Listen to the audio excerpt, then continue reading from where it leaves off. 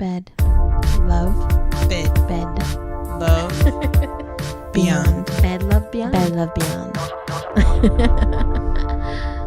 Welcome to Bed, Love, Beyond, the podcast for the hopeful and the hater in us to discuss sex, love, relationships, and whatever's clever with like-minded people like you who are also in limbo with love like us. I'm Jennifer. I'm Miss April. And we're back. This is episode 146. Hold on. Beards, brows, makeup, wow, push-up, weave, eye color, please. Lipstick, muscles, hair dye, nip tuck, big butt, what the fuck? So, that's what we're going to be getting into. It's a mouthful. It is a mouthful. So, anything new going on or anything that caught your attention in the media? Let's see. I'm against the media right now. We'll get to that. Let's see. I guess there's been a little talk around the award shows, the Grammys and the Oscars. Usually that stuff kind of overtakes. People need to stop being homewreckers because Bradley Cooper and Lady Gaga are actors. What'd she win for? Best female lead or something maybe. Okay. Or maybe I think it was like best song. They got best song because she was nominated for best female supporting actress. Yeah, something like that. No, best actress. Best lead actress. Yeah. Okay. Because Regina King won for best female supporting.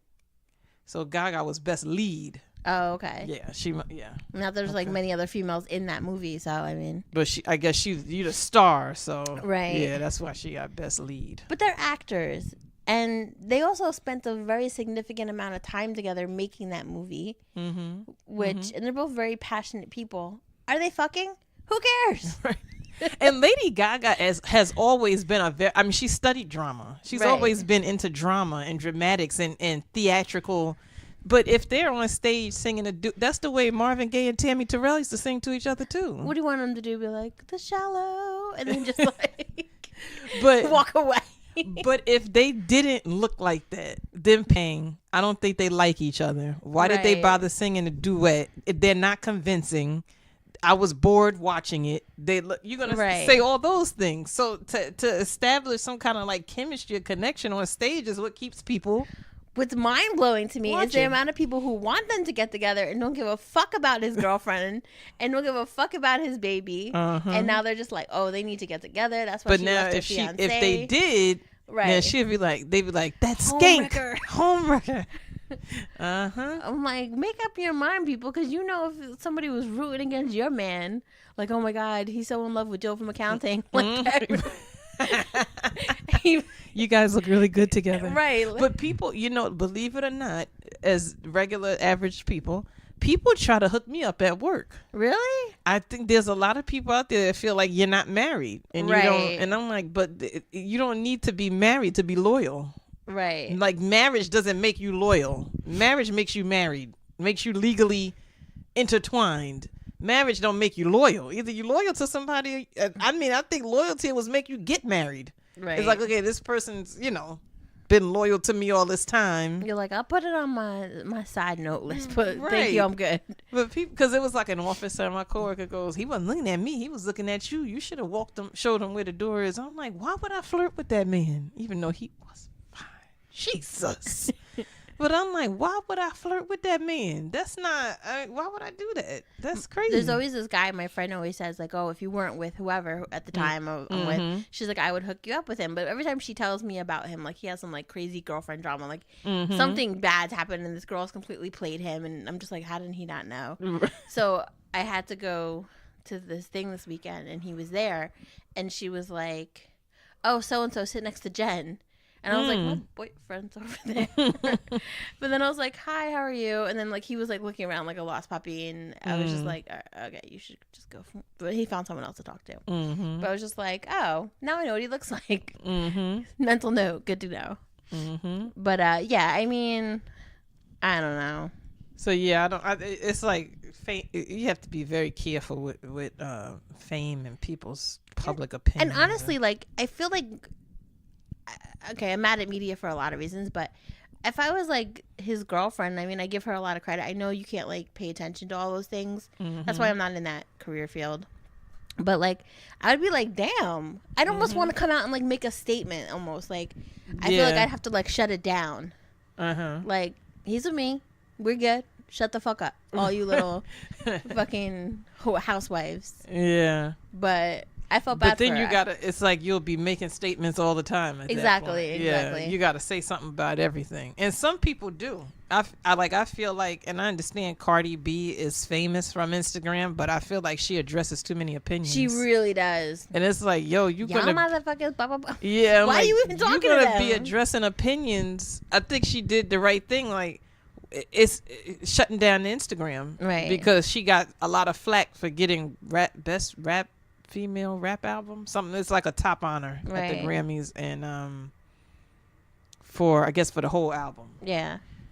And it's like she didn't deserve it, and it should have went to people could some be man. So Mac Miller, he's dead. Mac Miller, and even I think Mac Miller's parents was like she deserved it. I think his parents said something. She said his parents said she deserved. They hoped she won or something like that. I mean, I guess she had a million trillion hits on the radio right now. I think she has like as many #1 singles or more. I think it was more than the Beatles ever had at one time on the top Billboard, which is an amazing accomplishment, whether you think they're trashy songs or not.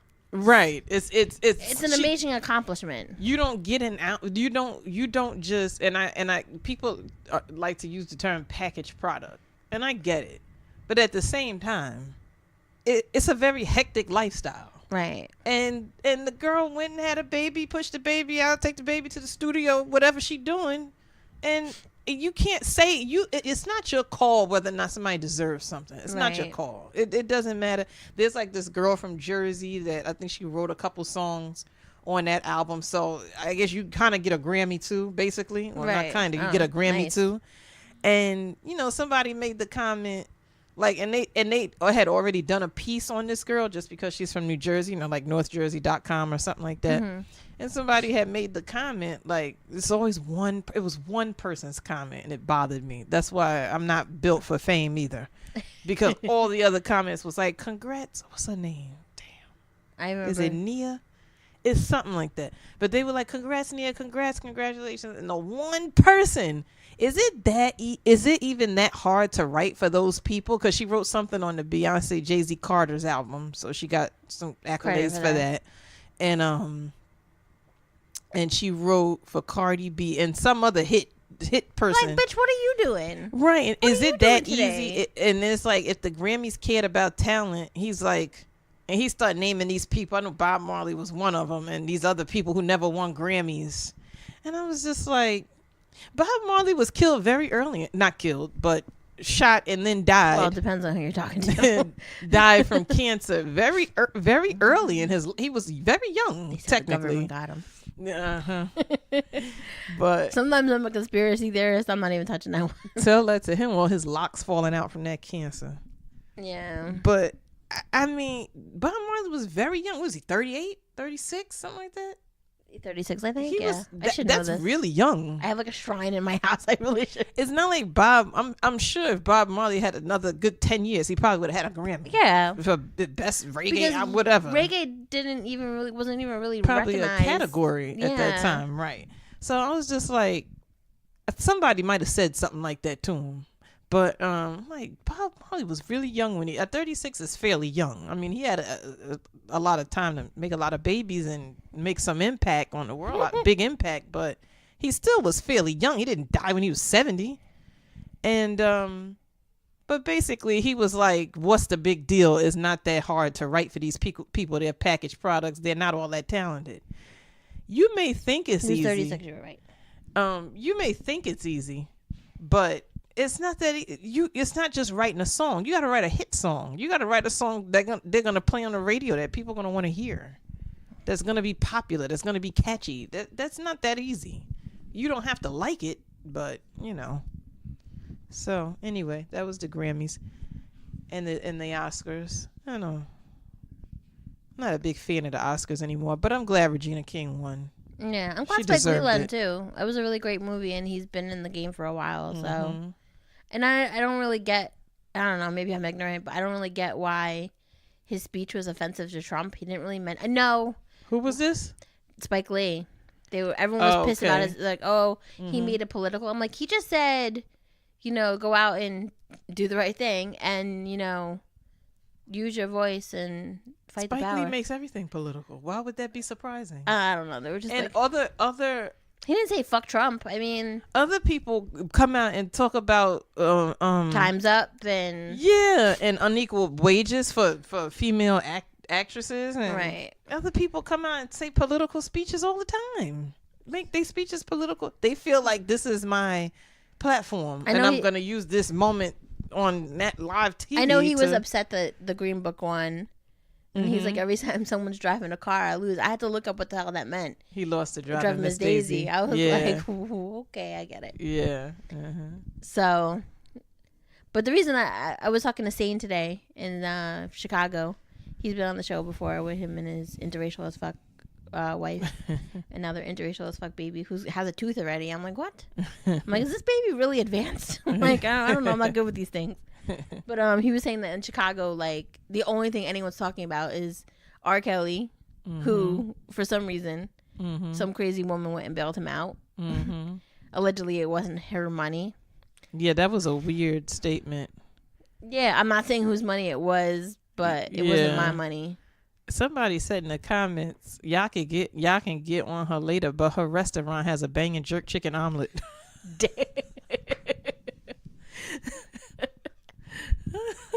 Good to know. I wanted to visit Chicago this summer. I think he said the restaurant called Love on the Blue, something like that. So I'll look it up. Like, I'm in the spot. As they said, she owns multiple businesses, daycares, and I guess a restaurant. Well, damn, jerk chicken omelets doesn't sound like a bad deal. But yep. So I was like, I've had actually jerk chicken omelets in roti before. It's actually really good. So I guess they got it down. But so that's the thing, and then the whole thing with Jussie Smollett, and that's why I was mad at the media not this week, like in life. I just don't like it because when the whole story came out, like, of course I was like, that's terrible. I put something on Instagram, whatever. And then when they're like, he's lying, I wanted to be like, and I think I might have even texted you like, damn, that's crazy about him. But like, I don't even know if I should believe that. Like, I'm automatically believing what I'm told, and I don't want to do that. I really want to stop doing that because. I mean, not that fits my agenda, because I know that people do that, but I was automatically, like, just believed that he lied. But it doesn't make sense for him to lie. Most people did. People believe he lied, but when it first came out, before any of that stuff, and people were like, he's lying. And, like, it doesn't, like, and now everyone's, like, saying that, like, on the set, like, he never complained about money. He had no reason to. He made over $100,000 an episode. Now the number went up from 65 to 100. Yeah. And they were saying that the check was for personal training. And the truth of the matter is, which is what he wrote on it. Oh, he wrote personal training for, and then he put the name of the video. Oh. In the note of the check, and then somebody's like, "Well, he's not gonna write $3,500 to beat my ass." So I was really mad. And the truth of the matter is that we really do believe whatever fits our agenda, and people pay a lot of money to spend shit, and people get paid a lot of money. Like what they call public relation media specialists, whatever. They paid a lot of money to spin things and make it sound like what people wanted to hear, the way they want it to go. However, you're the client. How do you want me to spin this? And they spin it Olivia Pope style. And then like when I was speaking to you about it, like I think you said that Ayana said it about it. Really, it's a bad lie, but at the end of the day, it's just a lie. And like what I read, we've all right. I mean, not the same lie, but we've all lied. We've all done things we regret. And then a lot of people were saying in the comments, like, our president lies every day. Like, nobody gets mad about that. Whole government. Right. Government lied to you every day. And the Chicago police are top liars in the world. Always have been. Right. So. Yeah. I was just like, you know what? I don't know if it's too late for New Year's resolutions, but I'm going to add that one to the list. Like, not to take everything at face value. Because everybody always introduces another part to the story. Because I know I've jumped on stuff like, shouldn't have did that, shouldn't have said that, shouldn't have did that. And then you hear the person's version and you're like, oh, I get why you said that. Right. I get why you did that. You know, like sometimes you just got to, because I would be really upset if something happened to me and people are just spinning it every which way. And I'm like, it happened to me. How y'all come to this conclusion? You weren't there. You haven't spoken to me.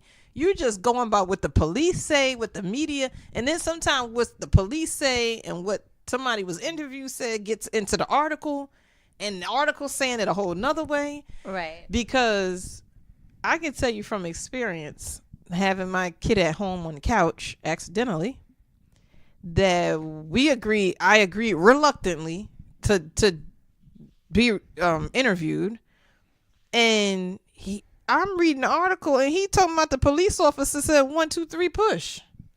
I said, who told him that? Like, ain't nobody said. My mind said 1, 2, 3 push. The police officer wasn't even there yet. So it's like people. Oh, and wait. So just to give a slight backstory, April had the baby on the couch because you're telling the story to me. Nobody else knows. April texted me and said, I had Kai. I was like, oh my God, where are you? She's like, on the way to the hospital. I'm like, what the fuck? She's like, I had Kai on my grandma's couch.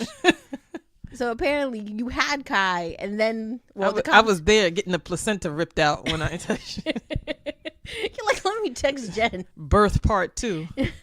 So, but in the article it says that the officer was like telling you to push. 1, 2, 3 push. Yep. I was like, what? Ain't nobody said no 1, 2, 3 push. Like, the baby already did his first scream. Right. I'm like, the officer wasn't even there yet. And, and mind you, I was conscious of how cute he was when he walked in for a second there. I was like, damn, I'm in a awkward position right now. Okay. But I was so exhausted. I was just like, damn, he cute. Ugh. But I was like, that's not what happened. But I guess that's what sounds good. That's right. That's what's the story. Like, you got to make this interesting. Right. And I'm just like, it wasn't interesting enough, huh? That I pushed this kid out on the couch by myself. Right. That wasn't interesting enough. You had to throw some more spice on it. Got you. But I mean, I'm like, so I can see how things get spun in a way that sound to make things sound better. What do we want to sound? Yeah. And I didn't like it. I'm like, he ain't say no 1, 2, 3 push. I mean, I was grateful for him. He was very calm and collected, and told my grandmother, get some towels, get some this. He put his gloves on. He's very calm and kept his voice very calm. So, I mean, he did do a good job when he came in, but I was just like, that's not what happened. Who told you that? I'm like, I don't think anybody told you that. The pushing was over. Right. I'm just like, I didn't tell you that. That is so funny. I don't think I knew that. Yeah. Damn. So I wouldn't like. And Iyanla made a very. Iyanla Van Zandt is a motivational speaker. She has a show on Oprah Network. Iyanla Fix My Life. You can Google her if you never heard of her. But she's like a motivational person. Wrote a lot of books, stuff like that. Life coach. And she said the main thing that I got from what she said is fame is not natural. That's her quote. Fame is not natural, and it's not because and it's like. I see a lot of people saying, how corrupt the Chicago police are and how, they're like, people are so quick to, I saw one interesting take that people were so quick to defend Robert Kraft and say, well, all he did was, gotta blow it down. Yeah, all he did was pay for a prostitute. I mean, and I think he said he didn't do anything or something. And somebody was like, oh, everybody's so quick to feel like, oh, this is a conspiracy to take down Robert Kraft because he's cool with Meek Mill on justice reform. And somebody was like, it's a shame Jussie Smollett didn't get that energy. Like, it's conspiracy to discredit Jussie because they, whatever, people think he's lying. So let's jump on that or whatever. And and the person kind of connected it to, it's a shame the LGBTQ community don't get that energy, like when trans people get killed. Nobody says, oh, this is a conspiracy to eradicate ignore that trans people are dying and they're not investigating it. Like, they don't get that same energy. And it's true. And it's like, even the whole idea about Billy Porter wearing a dress to the Oscars, I just don't give a rat's ass.